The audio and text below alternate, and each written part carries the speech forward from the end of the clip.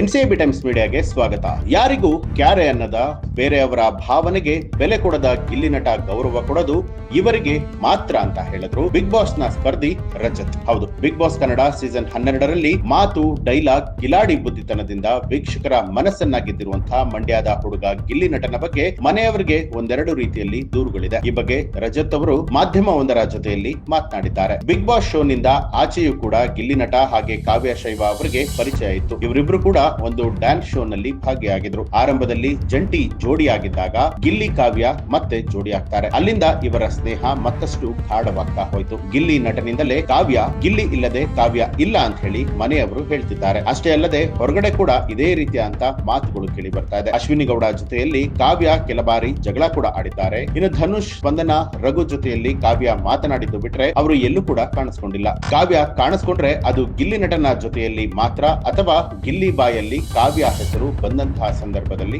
ಮಾತ್ರ. Big boss ಮನೆಯವರೇ ಹೇಳುವಂತೆ ಗಿಲ್ಲಿ ನಟ ಕೇವಲ ಕಾವ್ಯ ಅವರ ಭಾವನೆಗಳಿಗೆ ಬೆಲೆಯನ್ನ ಕೊಡ್ತಾರೆ, ಬೇರೆಯವರ ಭಾವನೆಗಳಿಗೆ ಬೆಲೆಯನ್ನ ಕೊಡೋದಿಲ್ವಂತೆ. ಇದು ನನಗೆ ಅನ್ನಿಸ್ತಾ ಇದೆ, ಇದು ಗಿಲ್ಲಿ ನಟನ ದೃಷ್ಟಿಕೋನ, ಅದಕ್ಕೆ ಅವನೇ ಉತ್ತರ ಕೊಡಬೇಕು. ಕಾವ್ಯಗೆ ಮಾತ್ರ ಗೌರವ ಕೊಡ್ತಾನೆ, ಬೇರೆಯವರಿಗೆ ಕೊಡೋದಿಲ್ಲ ಅಂತ ಹೇಳಿ ರಜತ್ ಅವರು ಹೇಳಿರುವಂತದ್ದು. ಕಾವ್ಯಗೆ ಹರ್ಟ್ ಆದ್ರೆ ಮಾತ್ರ ಅವನಿಗೆ ಬೇಜಾರಾಗತ್ತೆ, ಆದ್ರೆ ಬೇರೆಯವರಿಗೆ ನೀಟಾಗಿ ಆತ ಹರ್ಟ್ ಮಾಡ್ತಾನೆ. ಅದು ಬಹಳ ಸ್ಪಷ್ಟವಾಗಿ ಕಾಣುತ್ತೆ. ಇದು ಅವನ ಪರ್ಸನಲ್ ಯೋಚನೆ ಇರಬಹುದು. ಆಗ ನಾನು ಅದರ ಬಗ್ಗೆ ನಾನು ಆ ಬಗ್ಗೆ ಕಮೆಂಟ್ ಕೂಡ ಮಾಡೋದಿಲ್ಲ.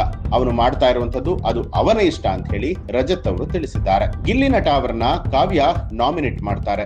ನೀನು ಲಿಮಿಟ್ ಮೀರ್ತಾ ಇದೆಯಾ, ನನ್ನ ತಂಟೆಗೆ ಬರಬೇಡ, ಯಾವಾಗ್ಲೂ ಕೂಡ ಕಾವು ಕಾವು ಅಂತ ಹೇಳ್ತಾ ಇರಬೇಡ ಅಂತ ಹೇಳಿರುವಂತದ್ದು. ಆದ್ರೆ ಗಿಲ್ಲಿ ಮಾತ್ರ ಇದುವರೆಗೂ ಕಾವ್ಯ ವಿರುದ್ಧ ಹೋಗೇ ಇಲ್ಲ, ಕಾವ್ಯ ಅವರನ್ನ ಬಿಟ್ಟು ಕೊಟ್ಟಿಲ್ಲ. ಯಾಕೆ ಅಂತ ಹೇಳಿ ಪ್ರಶ್ನೆ ಮಾಡಿದಾಗ ರಜತ್ ಅವರು ಹೇಳಿದ್ದು, ಜನ ಕೂಡ ಇದನ್ನೇ ಇಷ್ಟಪಡ್ತಿದ್ದಾರೆ, ಅದಕ್ಕೆ ಆತ ಕಿಲಾಡಿ ಅಂತ ಹೇಳೋದು ಅಂತ ಹೇಳಿ ಸ್ಪಷ್ಟಪಡಿಸಿದ್ದಾರೆ. ಒಟ್ಟಾರೆಯಾಗಿ ಬಿಗ್ ಬಾಸ್ ನಿಂದ ಹೊರಬಂದಿರುವಂತಹ ಪ್ರತಿಯೊಬ್ಬ ಸ್ಪರ್ಧಿಯೂ ಕೂಡ ಗಿಲ್ಲಿ ನಟನ ಬಗ್ಗೆ ಸಾಕಷ್ಟು ವಿಚಾರಗಳನ್ನ ಮಾತನಾಡ್ತಾ ಇದ್ದಾರೆ. ಆತ ಫೈನಲಿಸ್ಟ್ ಆಗಬಹುದು ಅನ್ನುವಂತ ಬಗ್ಗೆ ತಮ್ಮ ಅಭಿಪ್ರಾಯಗಳನ್ನ ಹಂಚಿಕೊಳ್ತಾ ಇದ್ದಾರೆ. ನಿಮ್ಗೆ ಈ ಬಗ್ಗೆ ಏನ್ ಅನ್ಸುತ್ತೆ ಅನ್ನೋದನ್ನ ಕಮೆಂಟ್ ಮಾಡಿ. ಹಾಗೆ ನೀವಿನ್ನೂ ಕೂಡ ನಮ್ಮ ಚಾನೆಲ್ ಅನ್ನ ಸಬ್ಸ್ಕ್ರೈಬ್ ಮಾಡಿಲ್ಲ ಅನ್ನುವಂಥದ್ದಾದ್ರೆ ಈಗಲೇ ಸಬ್ಸ್ಕ್ರೈಬ್ ಮಾಡಿ, ಬೆಲ್ ಐಕಾನ್ ಒತ್ತಿ.